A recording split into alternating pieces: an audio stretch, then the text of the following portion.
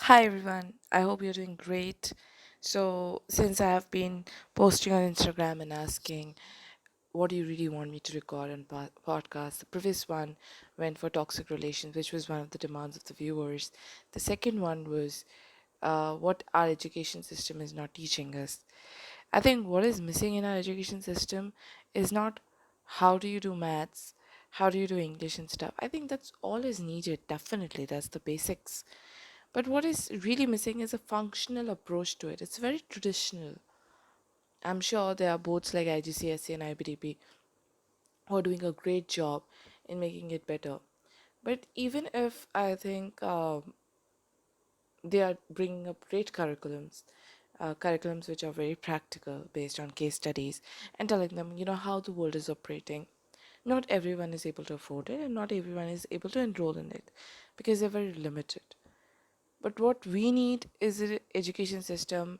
As a teacher also, I try to have a very functional approach in my classes because I believe I need to give them pretty natural and realistic environment so that they are able to utilize what they're learning here in the outside world. It should not be, theoretically there's like 20 or 30% what they're able to apply to their jobs. So that is one thing which needs to be improved. Second thing is, I think we are able to give them intellectual skills, but not life skills. Because in the outside world, what really makes us sustain is the life skills. And when I say life skills, it's definitely the emotional quotient. It is said, an IQ gets you a job, but an EQ makes you sustain a job. So when I say that, I believe very strongly life skills are very important today. In government of India has come up with an happiness initiative. I think that's a great thing. We are really stressed today. I belong to a skill industry, and I the kind of courses we are developing right now is more on stress management, change management, and agility. How to be happy. I'm running my own particular course called Create Your Own Destiny with Joy and Happiness. And the whole fundamental behind establishing such a course was I find people are very unhappy.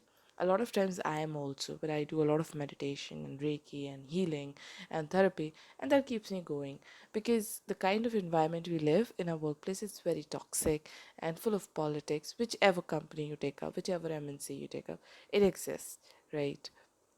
So knowing what exists, we accept it, and we really figure out how we are and we work on it. But life skills is an important hack we really need now.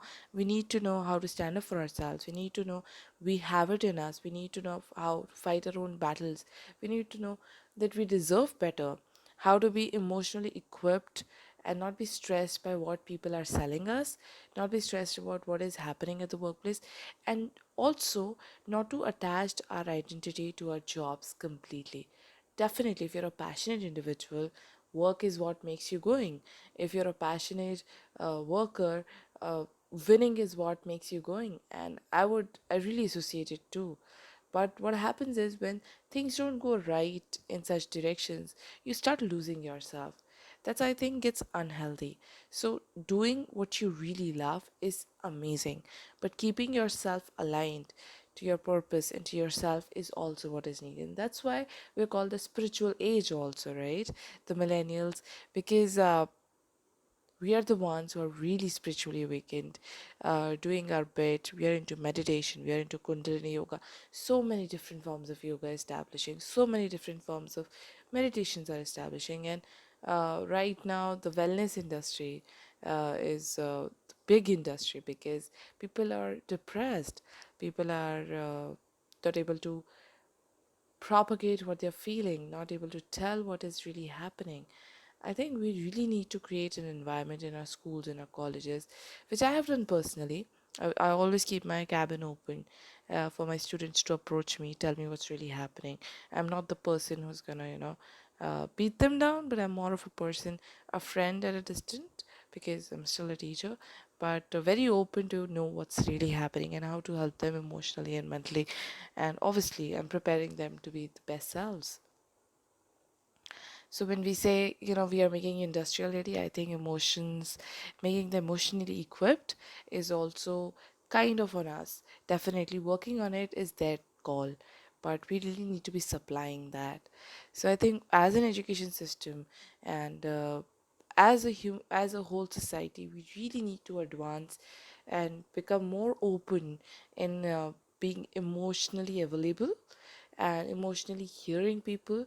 I'm not saying make everyone weak people, you come here cry and stuff, but I'm saying come here, accept who you are, be who you are, own your emotions. Don't run away from your emotions.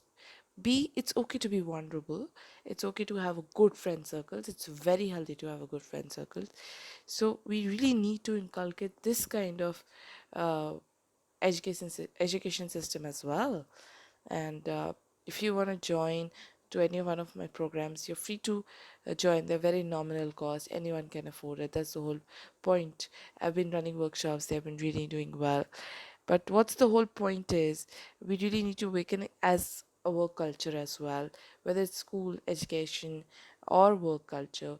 We need to have things in place where we are able to give people a safe environment, where we are not hitting on people's insecurity, we are not making people go crazy, where we are saying, okay, I can do this, let me help you also not to do this, where we are imparting more of team building and leadership, and they are just not bookish terms, or they're just not selling skills or selling courses, but they are actual truths which we are following. I think that's what we really need to do.